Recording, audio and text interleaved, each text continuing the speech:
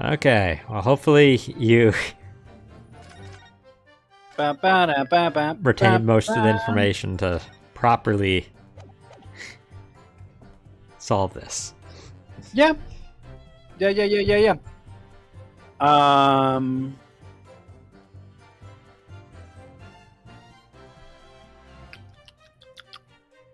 Anti-fresh. It's the middle statement.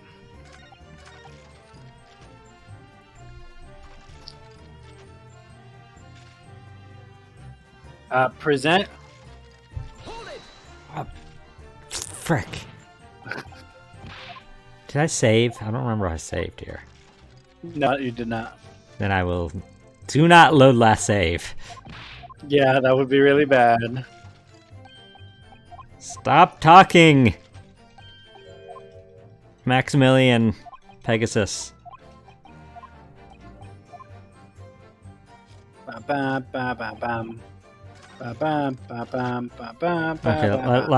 let's save before we do anything else.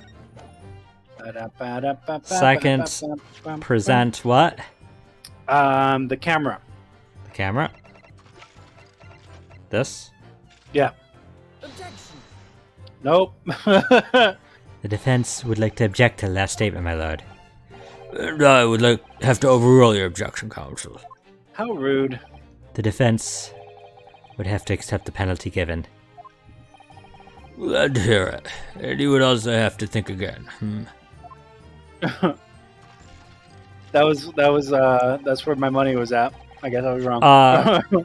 Cool name. You're asking what Drebber's name pun is? Drebber's name is actually just from the character from Sherlock Holmes. A character that really has nothing to do with this, and in fact is a victim in his story.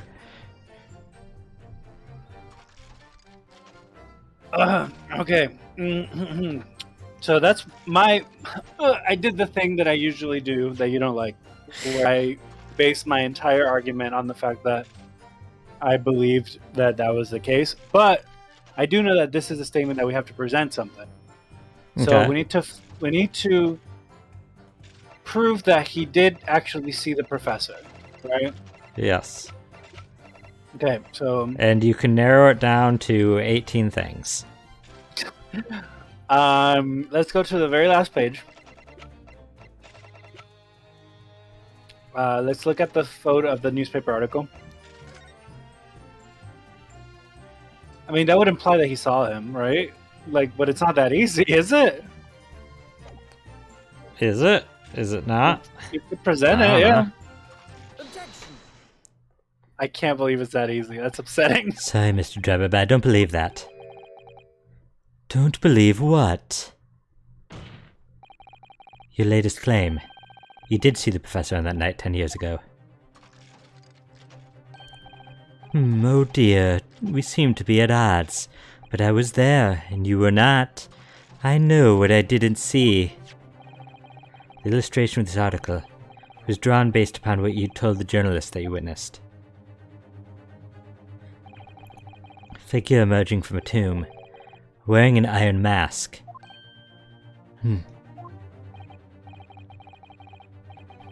Yes, but the killer was tried 10 years ago. It was decided in a closed court ruling that the man would wear the mask to hide his identity. It wasn't to be removed even during his execution and subsequent burial. That is when the prison wardens were to see the man's face. But obviously the provision of this mask was not made public knowledge. So, Mr. Drebber, as you just heard. Ugh! A lowly student at the University of London certainly wouldn't have known about the condemned man's mask. So unless you'd actually seen the professor that night, it's inconceivable that the artist would have included the mask in that illustration. Ugh! Order, well, Mr. Drebber.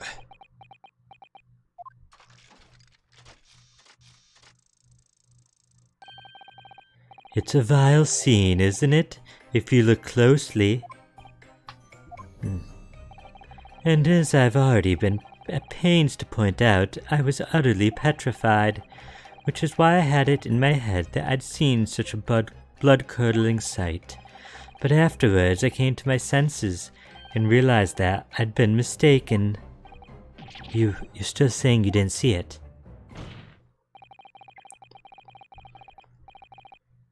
If you're stubbornly sticking to that story, witness, then amend your testimony to explain exactly how you think your eyes deceived. Of course. Only too happy to oblige. I can't believe you're still not going to concede the point.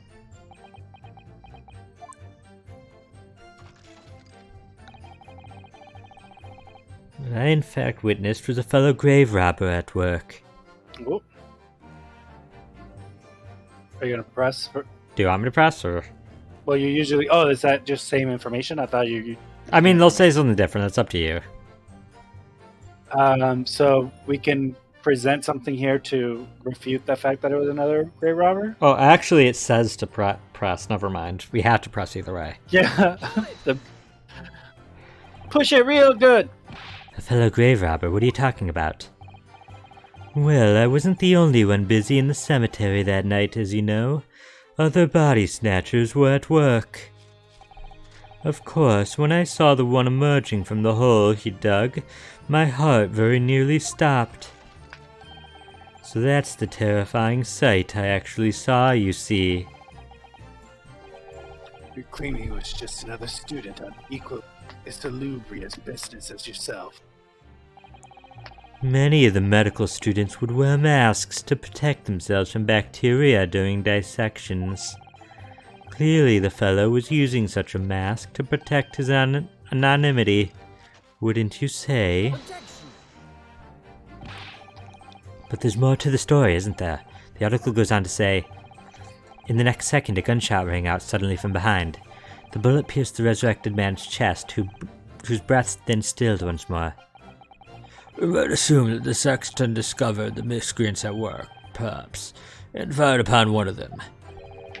If a gravedigger had shot someone in the cemetery, I think it might have been rather big news, my lord. Yes, well... I can only assume it was an embellishment bolted on later by the reporter. Excuse me. Madame Dispels. Don't take it out on Mr. Sholmes. Do you think in the Japanese they didn't highlight when the character switched? Because I feel like that would make this entire mechanic a little bit more relevant. What do you mean? To like notice like subtle changes in their dispositions. You'd have to, 'Cause, though, like- check every single thing they say through the entire cross-examination. Because you can't even see half the witnesses because they're off screen. Well, yeah, but I think that's kind of the point, right? Like, I feel like No, I don't think that'd be ridiculous because that's literally hundreds of statements in each cross-examination. I guess I don't know. I feel like it would be cool if you can just see them all on the screen at the same time. Oh, that clearly wasn't a thing. So Yeah. Oh la la, pardon. It was lost in thoughts, all alone. would it be fair to say that Mr. Drebber's last remark was significant to you in some way? Destined to seek life beyond the shores. I thought it was a little strange, that is all. How Monsieur Deber could claim this now. If you don't mind me saying, madam, what are you talking about? Well, when I met you 10 years ago at the university dormitory, you recounted to me about your adventures in the cemetery, no? Including the gunshot. Stop. You might want to watch your tongue, you know. Objection.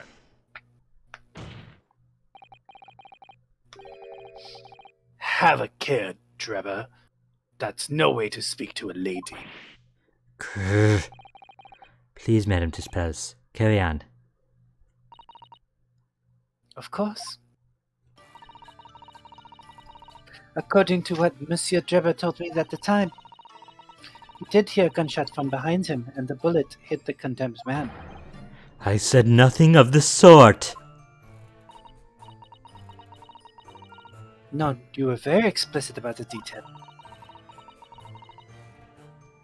About the mask that the figure was wearing, and the blood that splattered all over you. What shit? It cut out weird and it sounded like you said shit. Oh. Enough! Shut up, woman. You're making this all this up. That will do. Mr. Drebber. Yes? You reviewed the account just given by Madame Tispels.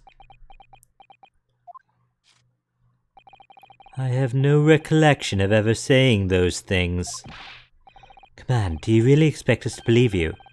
Control yourself, Counselor. I not permit baseless accusations in my courtroom. Right.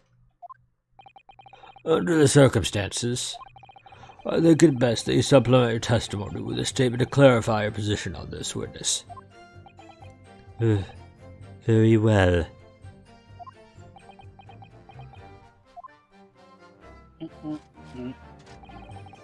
There was no gunshot from behind me at all, nor any splattering blood. Present the camera.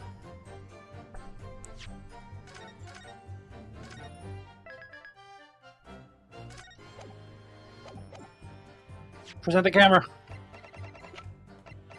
Objection. Mr. Drebber, do you remember this camera?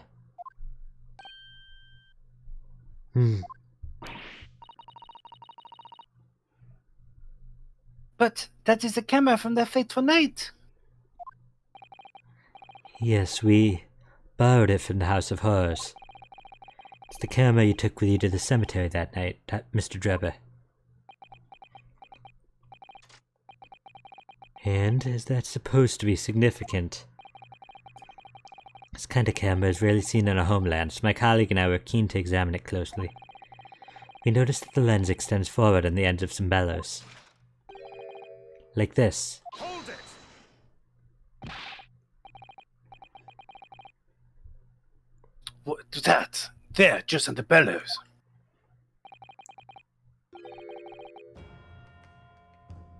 It looks like a dark red stain. Ah! That's right, it's a rather conspicuous mark here on the bellows, in fact. Good lord, are you suggesting? Yes, my lord, it would appear to be a spatter of blood.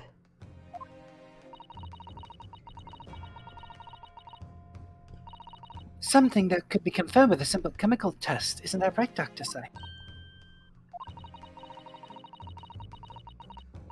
It would be difficult to determine if it was human blood and not the blood of some animal. But yes, to test whether or not its blood is at all is simple enough. I propose that Madame Tispel's testimony was correct, and that on the night in question 10 years ago, you were spattered with blood from the gunshot wound. Well, that furthermore, you really did witness the condemned professor emerging from his tomb. There's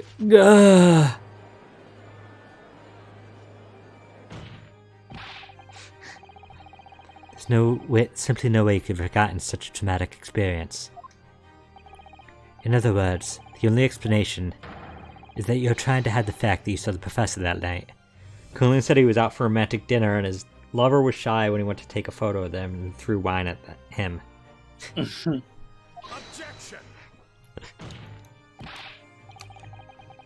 Who throws wine? But why? Why would he want to do that? Well, not for his own gain, it would seem. For whose then? Who could benefit? Mr. Drebber is obviously lying in order to protect somebody. My goodness, he's shielding someone. Yes, my lord. And clearly, It's someone who doesn't want the truth about the professor coming back to life to be exposed. Well, Counsel, who is it then? Who is this witness trying to protect by lying about what he saw that night? Ooh, I mean, you might want to save. You don't know? Oh, I thought it was pretty obvious at this point. I mean, is it Courtney Scythe? Is it? Is it? Is it? Presenter. Take that! The obvious answer is Dr. Scythe. Scythe? I do wish, even though it would be a lot of work, that for I've at least for most of the time they do stuff like this, they have unique answers for each person you give. Yeah, that'd be So fun. like you don't know that you got it right or wrong right off the bat. Yeah, no, that'd be really fun. Whatever do you mean? Imagine if the convict who'd been sentenced to death was not in fact killed. Imagine if that was to come to light. What are you insinuating? And imagine if the convict in question was the country's most hated mass murderer. If it was the professor. That would be an unprecedented scandal.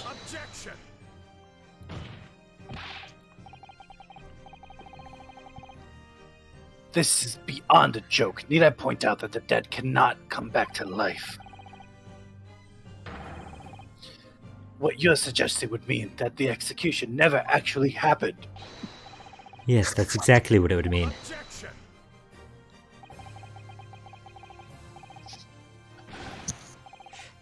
Once a man is sent to the gallows, he hangs. No one could escape. Not in Great Britain. Coolname says it was Sausato. Objection! But the fact is, there was witness to the fact that the man did escape his hanging. If that were really true, Counsel, the implication of misconduct would not stop at the supervising coroner. It would taint the honor of the entire judiciary from the ground up. And it is exactly because of those monumental repercussions that Dr. Scythe would consent to any demand made of her by someone who threatened to expose the secret, even if that meant being complicit in a crime. You mean... I mean that Dr. Scythe wasn't collaborating with Mr. Drebber's wicked scheme. She was coerced into collaborating in order to protect her decade-old secret. She switched the dead body of Mr. Asman with the waxwork model and fabricated the autopsy report. You missed her scream. Yeah! Oh, Lord Van Zeeks. foot on table. Pray forgive my freshly filled hollow chalice and a whole raft of other discrepancies now. Goodness me.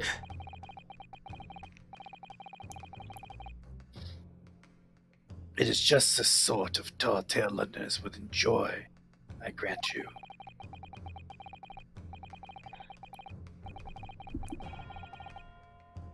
On, Van Zeeks. An executed killer rising from the dead, a Scotland Yard cover-up, a conspiracy at the highest level. So let me ask you one thing. What's that?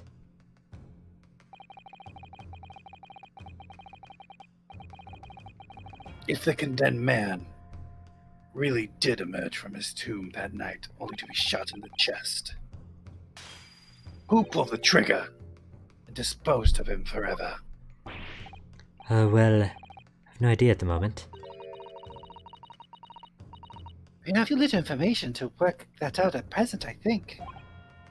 I couldn't agree more.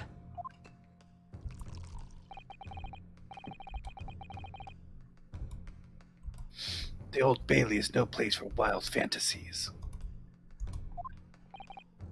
Ugh. Have you considered this, my learned Nipponese friend? Considered what? Do you realize just what a dangerous endeavor it would be to coerce this woman into such criminal activity? Wait, did you read that in her voice? Oh yeah, was that not her? Why would she call herself this dangerous, or this woman? Do you realize what a dangerous endeavor would be? It's tantamount to declaring war on the entire British force and judiciary. Quite hard to imagine any sum of money being offered for research could warrant.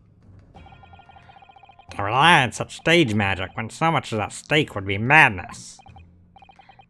Well, I suppose. And this was no petty crime either. The victim was murdered. A man who's already invested money in the venture and would be instrumental in future profits too. Yes, I had no reason to kill Mr. Asman at all. Or are you forgetting that his death results in me receiving not a single penny? The court is already aware of the contract between myself and the victim, no? There is a contract. That's very true. The motive for this case runs deep, though. I can feel it. Using threats to force ahead of a forensic investigation seemed to cooperate. It's extreme. Especially for a government grant he had no guarantee of receiving in the first place. If the research grant was the aim, taking Mr. Asman's life would have made no sense anyway. Which means Mr. Drebber's motive wasn't money at all. He was just trying to kill Mr. Asman. But why? What was his motive then? Your time is up, my learned friend. I'd say you have one last chance before the jury loses their patience with this charade.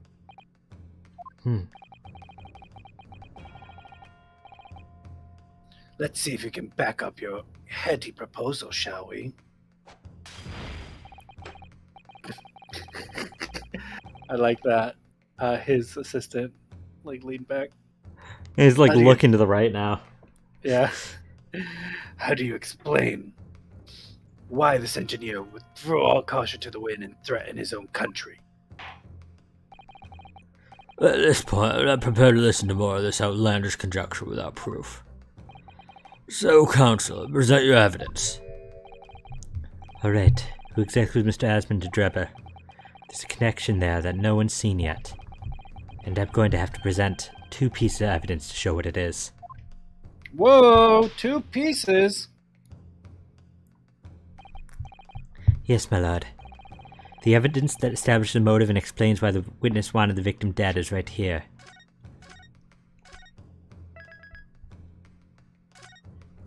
Two pieces means twice the chance to mess up.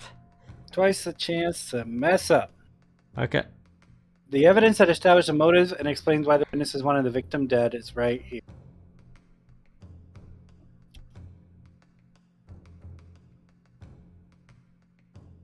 Go to the other page.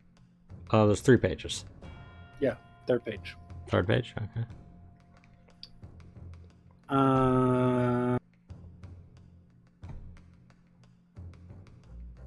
Next item. No, that's not relevant. Continue. That's not relevant. Continue. I think that one. Killer autopsy? I think that established why the witness wanted the victim dead, because she had to lie at the autopsy. You're not talking about Dr. Scythe. We're talking about Enoch Drebber? Drebber. Yeah. Oh. You missed the whole conversation, I guess. Well, no, I'm just I'm in 2 minds. Okay. So why would Enoch Drebber want him dead? Okay. I don't know. Keep going. Keep going.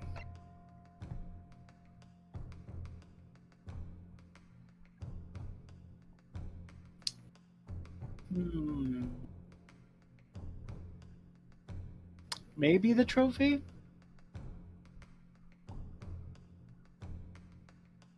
I don't know why. but maybe the trophy. Okay. Keep going. No, keep going. Okay, I think that would be the only thing that's relevant. I'm saying the trophy. Remember, you're gonna need to do two things. Yeah, The trophy. sure. Take that! If indeed this piece of evidence reveals the motive,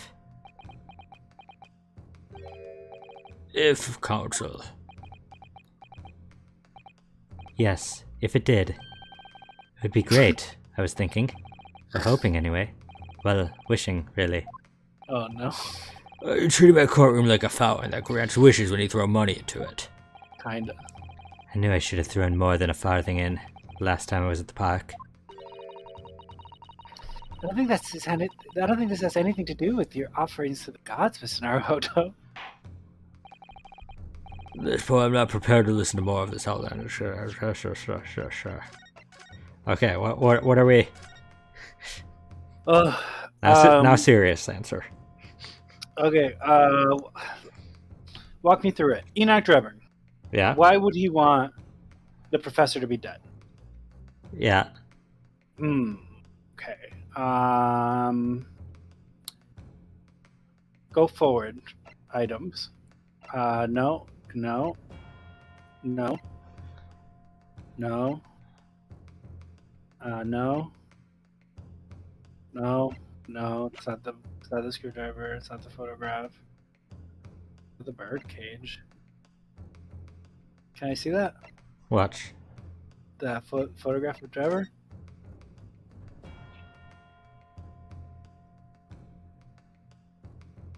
Sure. What? Golds. What? I don't know. Is it because he's related to Scythe?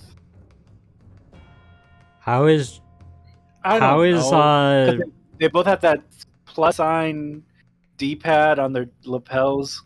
do you know who the victim is?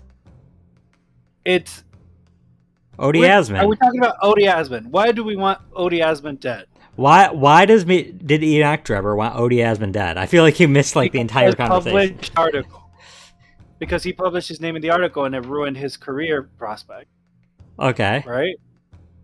So is it the newspaper? What we have to prove here? This, I guess. Sure. it's this newspaper article, my lord. I don't know why it's so hard. I mean, I wasn't thinking about. I was thinking about that was what we were trying to figure out.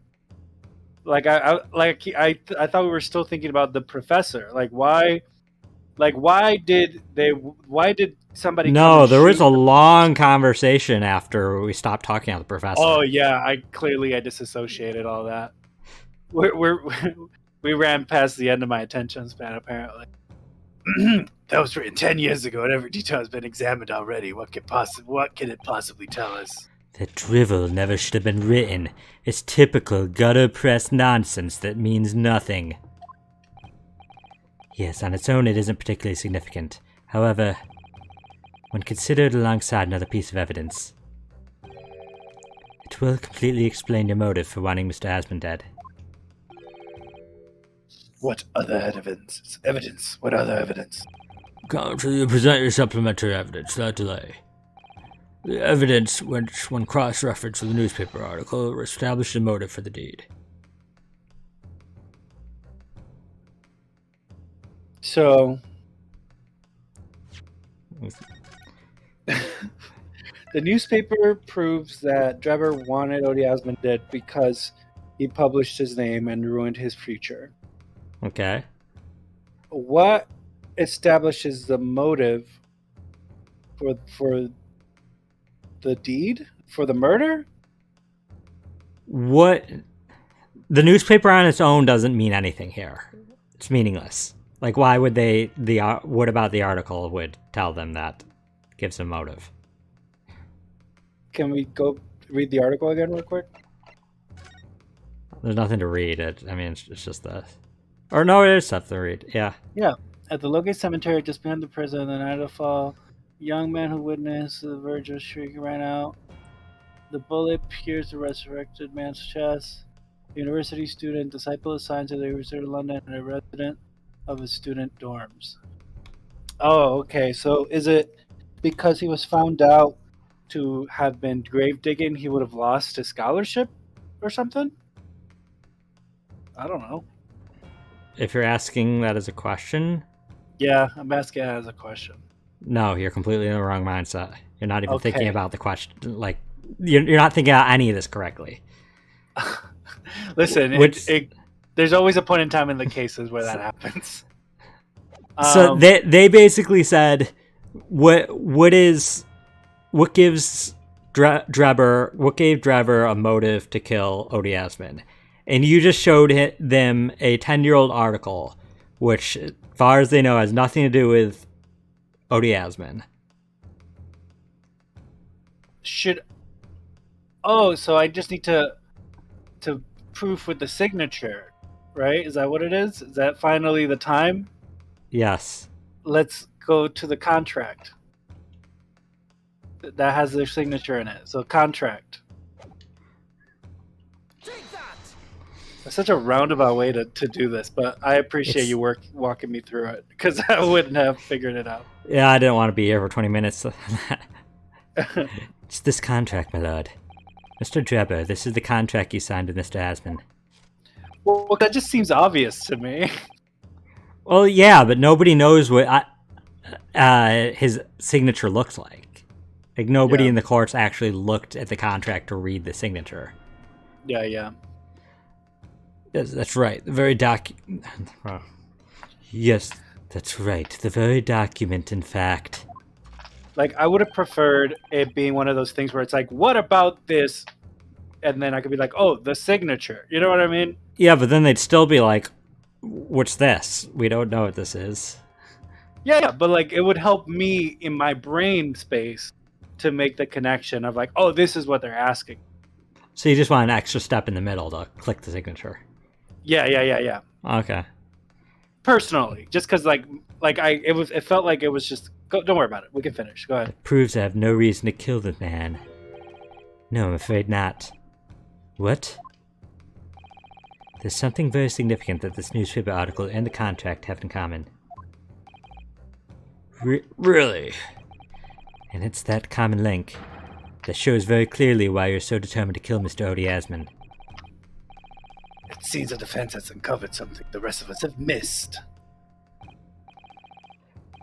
So, my learned friend, point out what these two pieces of evidence have in common. Where exactly is the link between this newspaper contract? There we go. That's what I was hoping. You just wanted This them in a signature- different order. Yeah, I guess so. Take that! See, the game knew what I needed. It just didn't, or I didn't like it. It's okay. What these two pieces of evidence have in common is a signature. A signature? The signature on the illustration that accompanies the 10-year-old article and the signature on the contract belong to the same person. What? Ugh! As the court has heard, this illustration was drawn 10 years ago by the newspaper reporter who found Mr. Drebber and interviewed him about his ordeal. If you look closely, the reporter's signature can be seen in the bottom right corner of the drawing. And if you look at the contract here, which was signed between the witness and the victim last year, you can clearly see Mr. Asman's signature at the bottom. Let me see now. Good lord, yes, they're identical. In short, the journalist who drew the illustration and wrote the article published about Mr. Drebber 10 years ago was the victim of this case, Mr. Odie Asman. Whoa! Objection! But explain to the court why. Why would that constitute a motive for the witness to murder Asman? Well, if you think back, you'll remember that Mr. Drebber talked about the article in his testimony. Grave robbing, you say? Yes, exhuming fresh corpses to sell is reasonably lucrative. That is quite beyond the pale. You would invite divine retribution, sir. Yes, well, I think I suffered retribution enough. The Daily Circus eventually unearthed my name and put it in print. It caused me a great many headaches. In the end, I had to leave the university. That was the only paper with the bad grace to identify me unambiguously, I might add. Then I gave up on my dream of becoming a scientist, and it was all because of that newspaper article.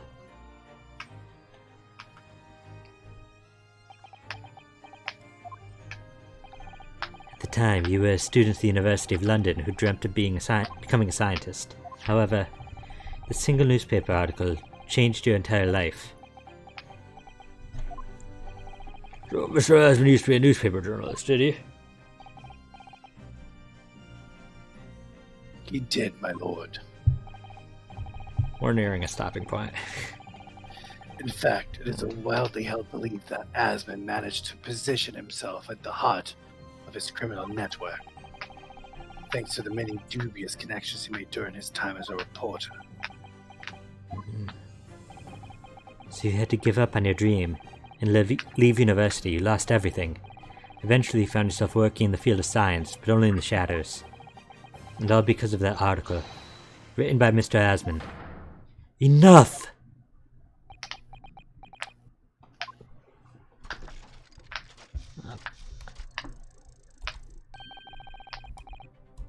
Oops.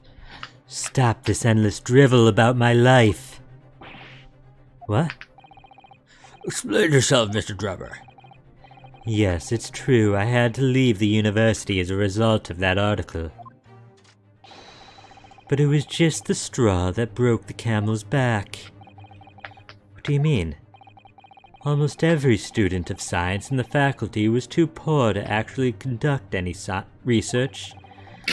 But they struggled on with their hypotheses anyway. We all did, only to have them taken away by vultures. Sooner or later, you knew your ideas would be stolen and patented by some wretch or other after all. Good gracious. Making a name for yourself as a scientist in a climate like that was a miracle only a select few geniuses could ever hope to achieve. Personally, I wasn't one of those geniuses, so it was hardly a wrench. Being forced to work out of the university because of Lowgate was the best thing that could have happened to me. Quilliam asked if the devs hate reporters or something. Mr. Drebber, do you genuinely believe that? Of course I do. Who's better placed to know whether or not I possess a talent for science than me? I'm sorry to say that your words don't ring true at all. How dare you? And I have evidence to prove it. How are you in a position to say anything about me? I don't know you from Adam. Fine, if you think you have evidence, go ahead. Show it. What could you possibly have to disprove the idea that I was happy to leave university because I lacked talent? The trophy. Trophy? Mm-hmm. Take that! Do you remember this, Mr. Drebber? We found out your workshop.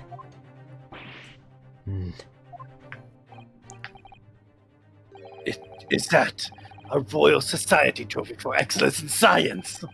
What exactly is this trophy, Council? It's the greatest honor that can be bestowed upon a young scientist, my lord.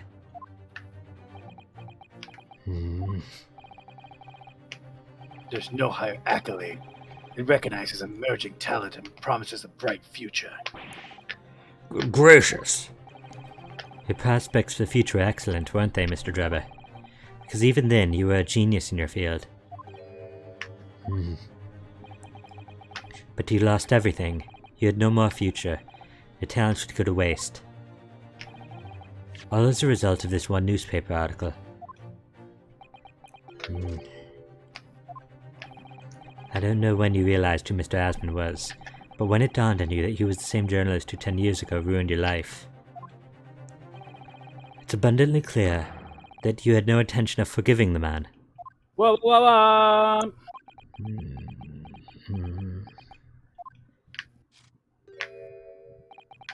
The truth is... Finally, he's going to fold. And let's see.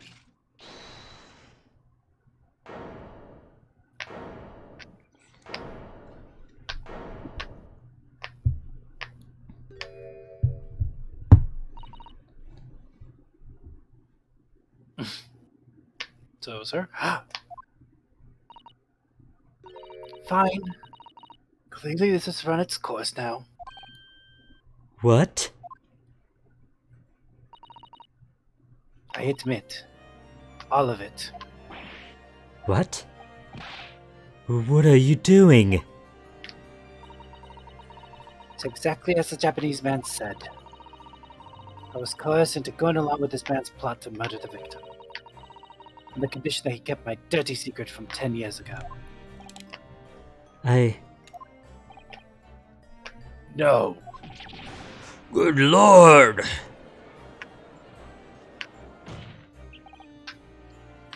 Dr. Scythe!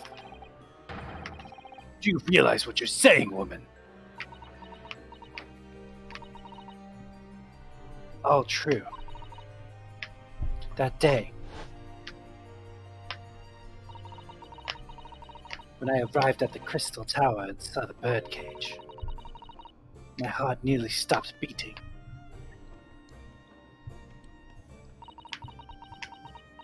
I had a memory from a decade ago that I'd done my best to bury deep inside myself. It was Professor again, staring me in the face. Then, before I had a chance to react, I noticed something else. There was a note tucked inside the model's jacket.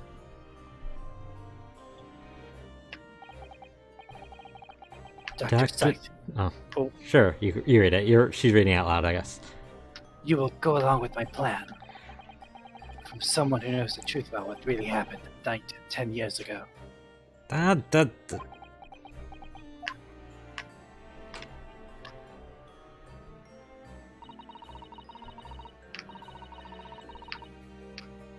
All the instructions were there in the note. Every detail was meticulously written out. Had no choice but to do what it said. And made the necessary alterations to the scene and fabricated the autopsy report as instructed. There's really no other choice. It had to be done to protect the judiciary.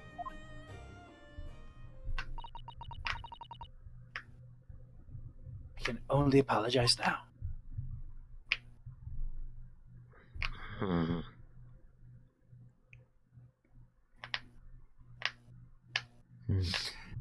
I'll keep you my dirty little secret. Why on earth would you buckle now?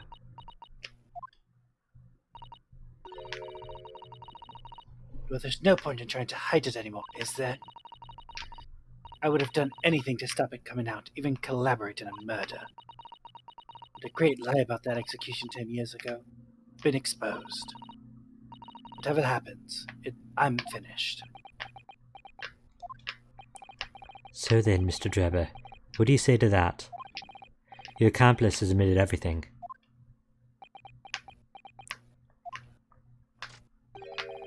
Surely it goes without saying.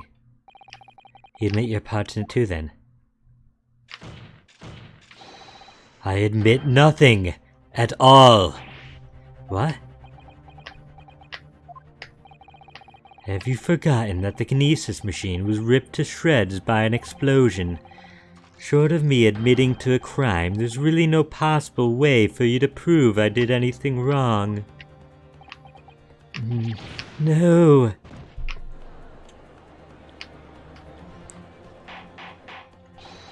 Order! Whatever this man says, I admit everything. He threatened to expose my secret, so I went along with his plan. Lord Van Zieks. Yes. hope you'll accept my apologies. What happens next is in your hands, of course. I've heard more than enough now. I hereby present the final findings of this court. This trial is not the proper forum in which to pursue the alleged wrongdoings of Mr. Drebber. The defendant is Professor Albert Harebrain. Very true. It slipped my mind. Isn't he one of your closest friends? Yikes.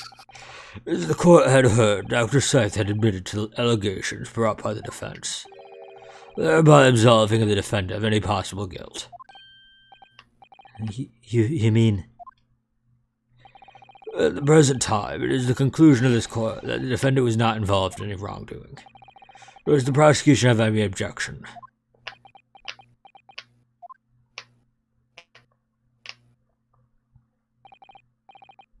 None, my lord.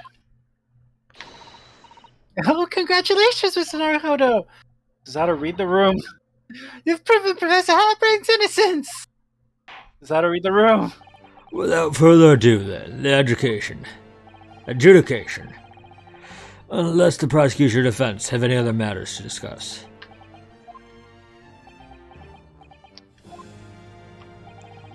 I don't know. This doesn't feel quite right. Why did Dr. Scythe suddenly admit to it like that? Is everything alright, Mr. Naruhodo? Like you said before, the way the trial is set to end now, the judge will certainly deliver a verdict of not guilty. But is that really what we want? What the defense should be pushing for now is...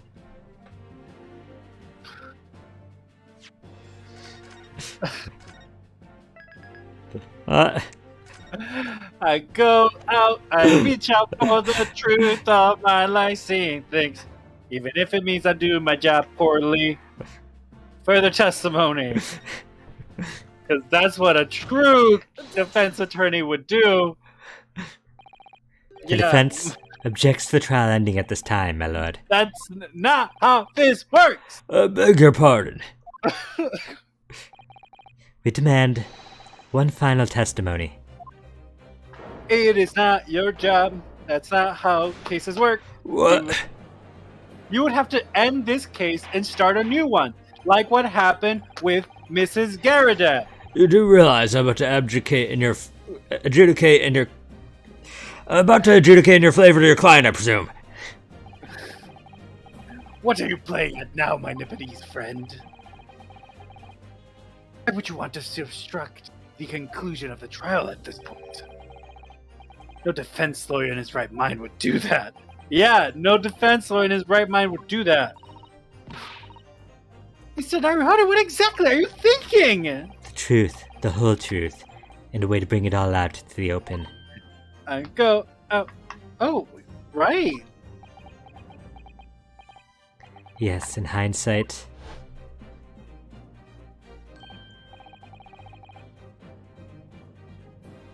Oh, oh yes. A word of warning before I go. If in the course of this trial this afternoon you perceive even a shadow of doubt about the truth, don't let it out of your sight. Pursue it like a dog with a bone. To the bitter end, you understand. Do not falter, whatever may come to pass. I'm sure Mr. Sholmes knew. He must have deduced that this would happen. Yes, I'm here in court to advocate for my client, and to secure an acquittal. Obviously. But that's not all. I believe that I have a duty to the court, to pursue the whole truth of the case, till every last detail is laid bare. That's not your And job. I think this is where we're gonna end it. That's not your job. No, it's not his job. Defense attorney. Like, they all had an absolute point that this is not the proper forum to discuss anything further. Yeah, that's not how court works, Rinosuke. You can't do it. Like- the judge will literally be overrule. Court is adjourned. Not Literally just- in universe, they're like, this is not how this works. Like the court, literally, the judge would just overrule and be like, it is not your place to continue this. I determine when it's done, and it's done now. Ugh. Either way, this is what we're doing.